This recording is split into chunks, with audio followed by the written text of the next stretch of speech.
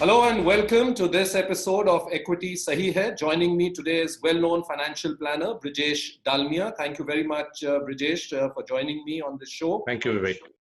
My first question to you, with what we saw in the recent past, the kind of fall we saw in the market seems to have made people understand the importance of long-term in equity, where earlier we used to talk of 3 years, 5 years. Probably now people are saying it should be a much more longer term view of equity.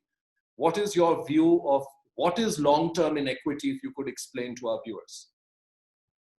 Thank you, Vivek, for having me here. And I think the definition of long term keeps on changing with time. 10 years or 15 years ago, maybe 3 to 5 years was a good long term horizon. But given the volatility in the markets and the cycle of the stock market getting longer and longer, I think it is safe to assume that long term should be 8 years and 10 years. And if you get an opportunity to exit in between, and if you are having a good amount of profits, probably you can book profits. But you should enter the equity markets with a view of at least 8 to 10 years. That's my view. That should be a good period to look at. Pleasure talking to you, Brijesh Dalmia. Thank you very much for joining us here on Equities Sahi Hai. Thank you so much. Mutual fund investments are subject to market risks. Read all scheme-related documents carefully.